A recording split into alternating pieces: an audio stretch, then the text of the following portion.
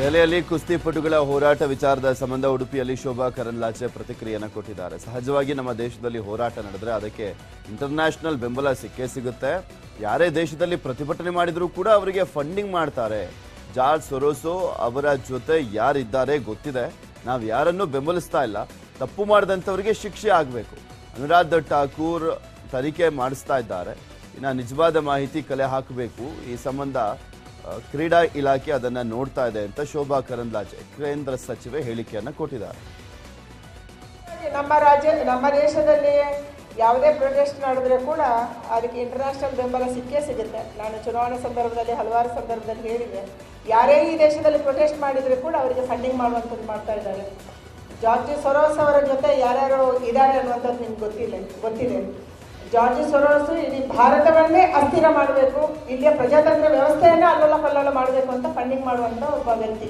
ಎಲ್ಲೆಲ್ಲಿ ಈ ರೀತಿಯ ಪ್ರೊಟೆಸ್ಟ್ ಸರ್ಕಾರದ ವಿರುದ್ಧ ನಡೆಯುತ್ತೆ ಅದಕ್ಕೆ ಫಂಡಿಂಗ್ ಮಾಡುವಂಥದ್ದು ಮಾಡ್ತಾರೆ. ವಿದೇಶಿ ಫಂಡಿಂಗ್ ನಿಂದ ದೇಶ ಅಸ್ಥಿರಗೊಳಿಸಲಿಕ್ಕೆ ಕಾಂಗ್ರೆಸ್ ಮುಂದಾಗಿದೆ ಅನ್ನುವಂಥ ಶೋಭಾ ಕರಂದ್ಲಾಜೆ ಹೇಳಿಕೆಗೆ ವಿಧಾನ ಪರಿಷತ್ ಸದಸ್ಯ ಮಂಜುನಾಥ್ ಭಂಡಾರಿ ತಿರುಗೇಟನ್ನು ಕೊಟ್ಟಿದ್ದಾರೆ. ದೇಶದ ಪ್ರಜೆಯಾಗಿ ಈ ಹೇಳಿಕೆಯಿಂದ ನನಗೆ ಆಘಾತವಾಗಿದೆ.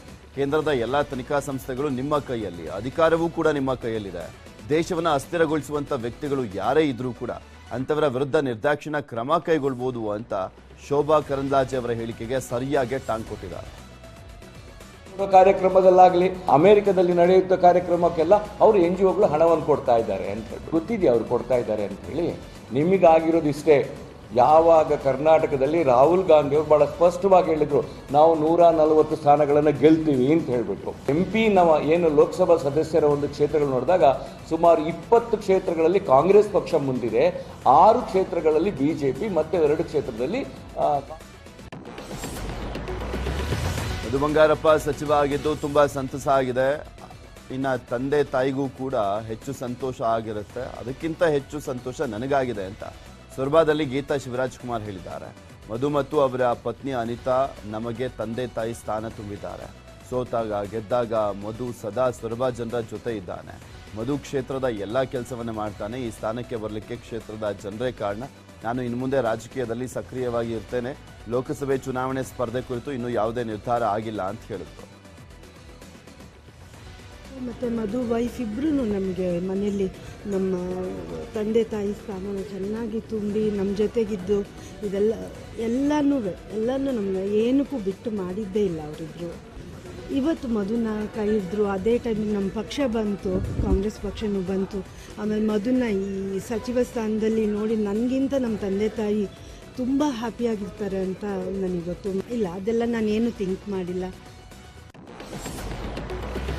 ಹುಬ್ಬಳ್ಳಿ ಧಾರವಾಡ ಬೈಪಾಸ್ ರಸ್ತೆಗೆ ಕೇಂದ್ರ ಗಣಿ ಕಲ್ಲಿದ್ದಲು ಮತ್ತು ಸಂಸದೀಯ ವ್ಯವಹಾರಗಳ ಸಚಿವ ಪ್ರಹ್ಲಾದ್ ಜೋಶಿ ಭೇಟಿಯನ್ನ ಕೊಟ್ಟಿದ್ರು. ದಶಪಥ ರಸ್ತೆ ಕಾಮಗಾರಿಯನ್ನ ಜೋಶಿ ಪರಿಶೀಲಿಸಿದ್ರು.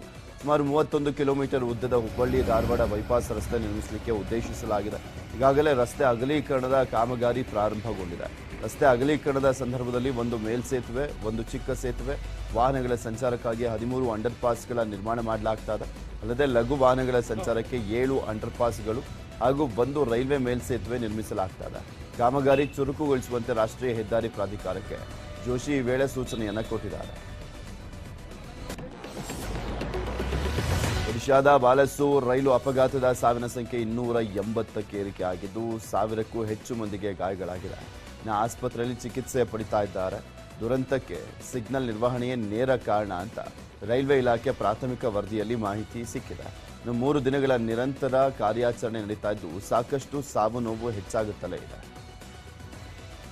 ಇನ್ನು ಬಹರಗ ಬಳಿ ರೈಲು ಅಪಘಾತದ ಕುರಿತು ಸಿಬಿಐ ತನಿಖೆಗೆ ಶಿಫಾರಸು ಮಾಡಿದ್ದೇವೆ ಅಂತ ಕೇಂದ್ರ ರೈಲ್ವೆ ಸಚಿವ ಅಶ್ವಿನಿ ವೈಷ್ಣವ್ ಹೇಳಿದ್ದಾರೆ.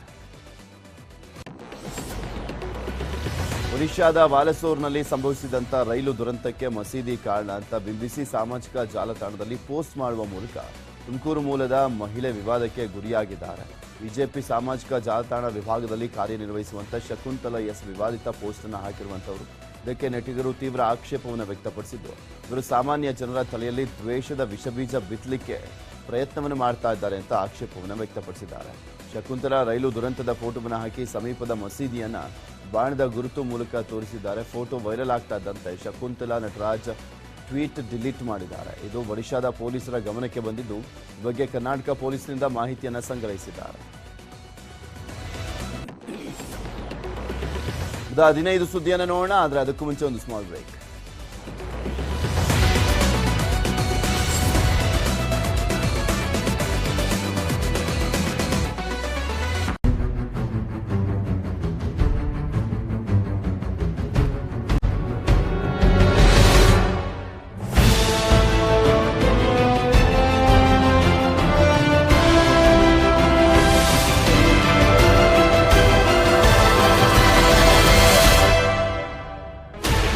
Sixteen channels, 15 languages, 26 states, 1,200 plus reporters, 67 plus crore viewers. India's largest news network, News 18 Network.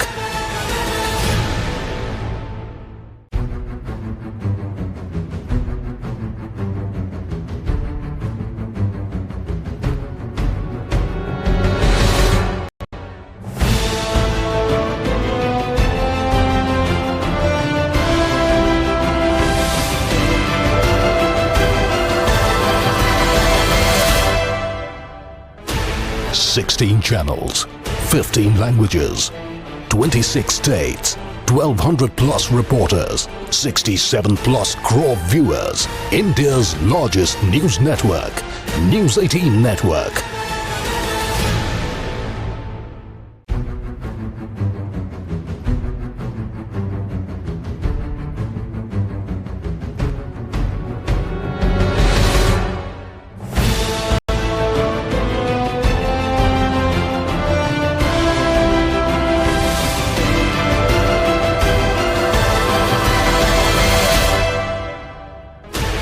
Sixteen channels, 15 languages, 26 states, 1,200 plus reporters, 67 plus crore viewers. India's largest news network, News 18 Network.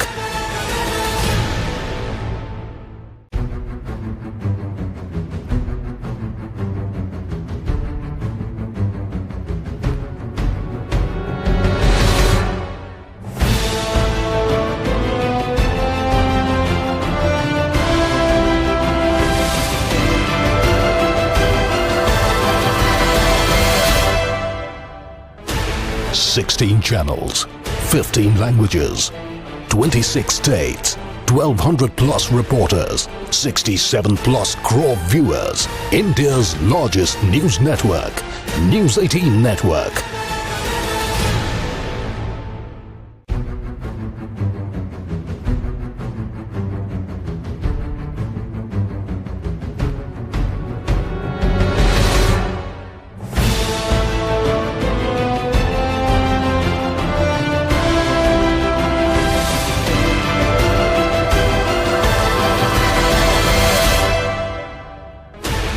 Sixteen channels, 15 languages, 26 states, 1,200 plus reporters, 67 plus crore viewers. India's largest news network, News 18 Network.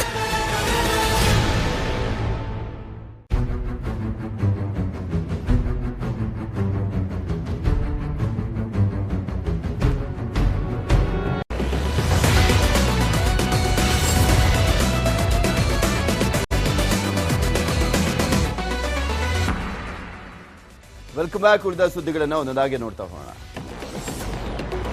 ನಿರ್ಮಾಣ ಹಂತದ ಸೇತುವೆ ಕುಸಿತಗೊಂಡಿರುವಂತಹ ಘಟನೆ ಬಿಹಾರ ಭಗಲ್ಪುರ ಖಗಾರಿಯಾದಲ್ಲಿ ನಡೆದಿದೆ.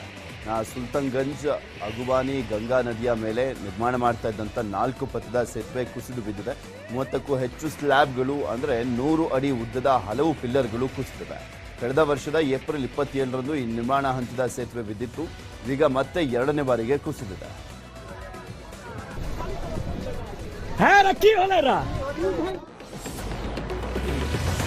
ಟ್ರ್ಯಾಕ್ಟರ್ನಲ್ಲಿ ತುಂಬಿದ್ದಂಥ ಭತ್ತದ ಹುಲ್ಲಿಗೆ ವಿದ್ಯುತ್ ತಂತಿ ತಗುಲಿ ಬೆಂಕಿ ಬಿದ್ದಿರುವಂಥ ಘಟನೆ ದಾವಣಗೆರೆಯ ಚನ್ನಗಿರಿ ತಾಲೂಕಿನ ಬೆಳಲಗೆರೆ ಗ್ರಾಮದಲ್ಲಿ ನಡೆದಿದೆ. ಟ್ರ್ಯಾಕ್ಟರ್ ಓಡಿಸ್ತಾ ಇದ್ದಂಥ ರೈತ ಪ್ರಾಣಾಪಾಯದಿಂದ ಪಾರಾಗಿದ್ದಾರೆ. ಸ್ಥಳದಲ್ಲಿ ಅವಘಡ ಆದ್ರಿಂದ ಟ್ರ್ಯಾಕ್ಟರ್ ಲಿಫ್ಟ್ ಮಾಡಿ ರೈತ ಹುಲ್ಲು ಕೆಡವಿದ್ದಾನೆ. ಅಷ್ಟರಲ್ಲೇ ಬೆಂಕಿಯ ಕೆನಾಲಿಗೆ ಭತ್ತದ ಹುಲ್ಲು ಸಂಪೂರ್ಣ ಭಸ್ಮವಾಗಿದೆ. ಶಾಲೆಗೆ ಬೆಂಕಿ ಬಿದ್ದು ಪಠ್ಯಪುಸ್ತಕದ ಡೆಸ್ಕ್ ಕೊಠಡಿಯ ಬಾಗಿಲುಗಳು ಕಿಟಕಿ ಬಾಗಿಲುಗಳು ಸುಟ್ಟು ಕರಕಲಾಗಿರುವಂತಹ ಘಟನೆ ಚಾಮರಾಜನಗರದ ಗುಂಡ್ಲುಪೇಟೆಯ ಹಂಗಳ ಗ್ರಾಮದಲ್ಲಿ ನಡೆದಿದೆ. ಕಿಡಿಗೇಡಿಗಳು ಸಿಗರೇಟ್ ಸೇದಿ ಶಾಲೆಯೊಳಗೆ ಬಿಸಾಡಿರುವಂತಹ ಶಂಕೆ ವ್ಯಕ್ತವಾಗಿದೆ.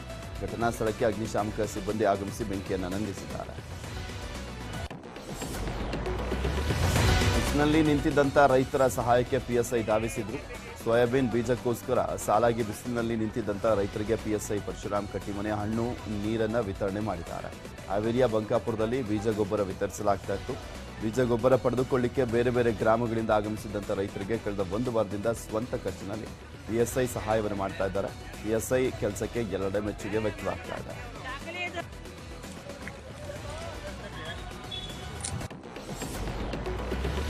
ಪಾರ್ಟಿ ಮುಗಿಸಿ ಕಾರ್ನಲ್ಲಿ ಮಲಗಿದಂಥ ಯುವಕ ಸಾವನ್ನಪ್ಪಿರುವಂಥ ಘಟನೆ ಹಾಸನದ ಬೇಲೂರಿನ ಕುವೆಂಪು ನಗರದಲ್ಲಿ ನಡೆದಿದೆ. ಮೃತ ಚೇತನ್ ಬೇಲೂರಿನ ಮೊಬೈಲ್ ಅಂಗಡಿಯೊಂದರಲ್ಲಿ ಕೆಲಸವನ್ನು ಮಾಡ್ತಾ ಇದ್ದ. ಶನಿವಾರ ರಾತ್ರಿ ಮೊಬೈಲ್ ಅಂಗಡಿ ಬಳಿ ಬೈಕ್ ನಿಲ್ಲಿಸಿ ಗೌತಮ್, ದರ್ಶನ್, ಮಿಥುನ್ ಜೊತೆ ಪಾರ್ಟಿಗೆ ತೆರಳಿದ್ದ.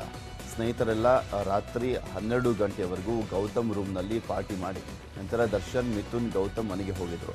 ಆದರೆ ಚೇತನ್ ಮನೆಗೆ ಹೋಗಲಿಕ್ಕೆ ಆಗದೆ ಕಾರ್ನಲ್ಲೇ ಮಲಗಿದ. ಆದರೆ ಬೆಳಗಾಗೋದ್ರೊಳಗೆ ಕಾರ್ನ ಹಿಂಬದಿ ಸೀಟ್ನಲ್ಲಿ ರಕ್ತವಾಂತಿ ಮಾಡಿಕೊಂಡು ಸಾವನ್ನಪ್ಪಿದ್ದಾನೆ. ಗೌತಮ್ ಕಾರ್ನಲ್ಲಿ ಶವ ತೆಗೆದುಕೊಂಡು ಪೊಲೀಸ್ ಠಾಣೆಗೆ ತೆರಳಿದ್ದು ಪೋಷಕರು ಕೊಲೆ ಮಾಡಿರುವುದಾಗಿ ಆರೋಪವನ್ನು ಮಾಡಿದ್ದಾರೆ. ಸದ್ಯ ಬೇಲೂರು ಪೊಲೀಸರು ತನಿಖೆಯನ್ನು ಮಾಡ್ತಾ ಇದ್ದಾರೆ.